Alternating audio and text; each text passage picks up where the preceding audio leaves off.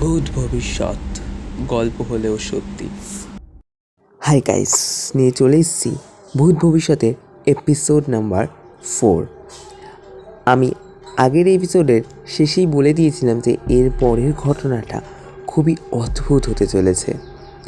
আজকের ঘটনাটি টাইটেল অবশ্যই তোমরা এতক্ষণে পড়ে নিয়েছো, মৃত্যুর পর বেঁচে ওঠার ঘটনা।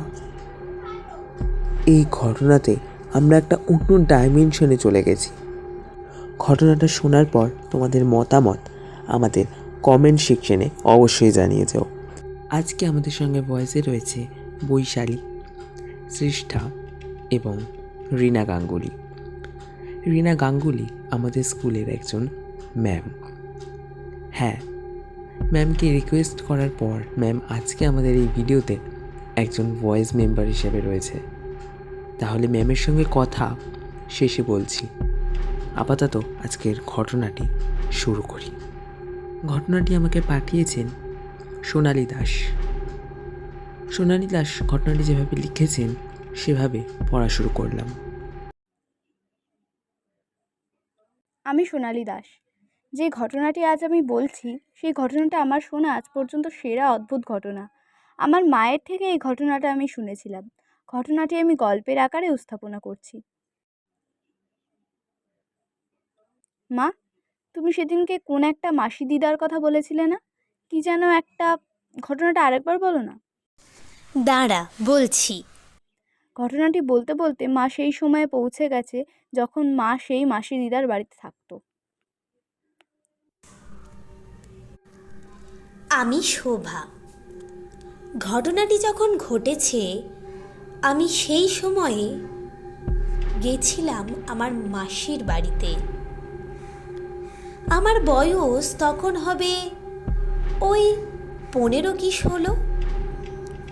মাসির বাড়ি যাওয়া মানেই আমরা সব ভাই বোনেরা এক জায়গায় হই। ফলে সেই কটা দিন পড়াশোনা লাটে তুলে দিয়েছি বললেই চলে। এই কটা দিন আমরা সবাই 6টা থেকে 6:30টার মধ্যেই ঘুম থেকে উঠে যেতাম। কিন্তু একদিন সকাল সকাল উঠতে না উঠতেই আমরা সবাই যেন চুপচাপ। সব ভাই বোনেরা এক জায়গায় থাকার সত্ত্বেও আমরা খেলা করছি না। পুরো বাড়ি যেন এক বিষণ্ণতার মধ্যে ডুবে গেছে। ঘুম থেকে উঠে যে এই রকম একটা দৃশ্য দেখতে হবে তা আমরা কেউ কখনো ভাবতে পারিনি। আমরা ছল ছল চোখে দেখছি যে আমার মাসির মৃতদেহ উঠানের মাঝখানে রাখা আছে। সবাই শোকে এতটাই মর্মাহত যে কারোর গলা দিয়ে কান্নার শব্দটুকুনিও বেরোচ্ছে না। আমাদের সবার মনে এখন একটাই প্রশ্ন, যে মাসির তো কোনো রোগ ছিল না, মাসির কি করে এই দশা হলো? মাসির শরীরে না ছিল কোনো সাপের কাটার দাগ আর না ছিল কোনো ক্ষত। তাহলে এটা কি করে হয়? পাড়ার প্রতিবেশীরা শুধুই আমাদের সান্ত্বনা দিচ্ছে। কি আর করবে বলো, হয়ে যায় এরকম। মানুষের হাতে তো আর মরণ বাঁচন থাকে না। আমাদের আবারও এই শোকটা ভুলে নিজেদের স্বাভাবিক জীবনে ফিরে আসতে হবে। আপাতত এখন সব কাজ শেষ করো, কি আর বলবো। এই নীরবতা আর বিষণ্ণতাকে চিরে এক অদ্ভুত ঘটনা ঘটে গেল। যাকে নিয়ে এত শোক সেই হঠাৎ করে উঠে বসল। এই ঘটনায় উপস্থিত সব ব্যক্তি ভীষণভাবে ভয় পেয়ে গেল। অনেকে তো ভয়ে বাড়ি থেকেই চলে গেল। এত কিছুর মধ্যে মাসি বলে উঠল, কিরে, বাড়িতে এত ভিড় কেন? সর, আমি রান্না বান্না বসাই, কত বেলা হয়ে গেল যে। আমরা সবাই তখনও চুপচাপ। কি হলো, কিছু বলবি তোরা? এ কি, এ কি আমার হাতে ধান? ধান এলো কি করে? এটা বলার পর মাসি কি যেন ভাবতে লাগলো। স্বপ্নের সেই ধান এখন আমার হাতে? কি কি কি করে হতে পারে এটা? মাসি এরপর একটা ঘটনা বলা শুরু করলো। প্রতিদিন যে সময় আমি ঘুম থেকে উঠি, আজ সেই সময় ঘুম থেকে উঠিনি, বরং বরং তার অনেক আগেই আমি উঠেছি। দুই ভারী কণ্ঠস্বরে আমার ঘুম ভাঙে। কি রে, ওঠ, ওঠার সময় হলো যে, ওঠ, চ চ, যেতে হবে তো তোকে।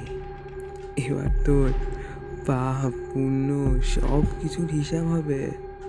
চ চ, উঠে পড়, যেতেই হবে এবার তোকে। আমি কিছু বলতে পারলাম না। ওরা শুধু আমার হাতটা শক্ত করে ধরে দাঁড়ালো, আর আর আমি এক অদ্ভুত জগতে গিয়ে পড়লাম। সেখানে দৃশ্য কেমন ছিল আমার তেমন মনে নেই, তাও যতটা মনে আছে বলি, সেখানে ছিল এক রাজকীয় অদ্ভুত সিংহাসন, তাতে এক রাজা আগোছের ব্যক্তি, আর তার পাশে নিচের দিকে এক বুড়ো ব্যক্তি হাতে বড় একটা খাতা নিয়ে বসে। সে যেন সাক্ষাৎ চিত্রগুপ্তের খাতা। সেই রাজাগোছের ব্যক্তি এক হুঙ্কার দিয়ে বলে উঠলেন, কাকে এনেছিস তোরা? কে কে? যা, দিয়ায় একে, দিয়ায়। এর কাজ এখনো শেষ হয়নি, এর মরতে অনেক দেরি। যা যা, আমার মাথা গরম করিস না, যা। আমি কি করব কিছুই ভাবতে পারছি না। হঠাৎ সেই রাজাগোছের ব্যক্তিটি আমার সামনে অনেক অনেক টাকা পয়সা, ধান, শস্য, হিরে মানিক রেখে বললেন, আপনার যা ইচ্ছা তাই এখান থেকে নিয়ে নিন। ওরা আপনাকে এক্ষুনি আপনার জায়গায় মূর্তি আপনার বাড়িতে ফিরিয়ে দিয়ে আসবে। আমি আর কিছু ভাবতে পারিনি। শুধু শুধু এক মুঠো ধান তুললাম আর অজ্ঞান হয়ে গেলাম। তারপর এই চোখ খুললাম। ওই ছুটির দিনগুলোর কথা মনে পড়লে আজও আমরা এক চিন্তার সাগরে ডুব দিই। তো দীপ, এটাই ছিল সেই ঘটনাটি যা আমার মায়ের থেকে শুনেছিলাম। তো এটাই ছিল আজকে সেই সুন্দর অদ্ভুত ঘটনাটি। সবাই মিলে এত সুন্দর পাঠ করবে আমি আশাই করিনি। সবাই আমার থেকেও ভালো পাঠ করেছে। আমি সবাইকে আন্তরিক অভিনন্দন জানাচ্ছি এত সুন্দর একটা কাজ এবং একটা প্ল্যাটফর্মে করার জন্য, ইউটিউবের মতো একটা প্ল্যাটফর্মে করার জন্য। আর সবাইকে আমি ধন্যবাদ জানাচ্ছি এবং আমি ম্যামকে অনুরোধ করছি কিছু বলার জন্য। আমার ছাত্র শ্রীমান দীপ একটা ভূতের গল্পের চ্যানেল খুলেছে, আর সেখানে ওর ম্যাডামকে একটা ছোট অংশ বলার জন্য আবদার করেছে। আমিও সেই ম্যাডাম। অনেক দিন থেকেই আমি ছাত্রছাত্রীদের নাটক করার সূত্রে কিছু টুকটাক শেখাই, কিন্তু যন্ত্রে বলা আমার এই প্রথম।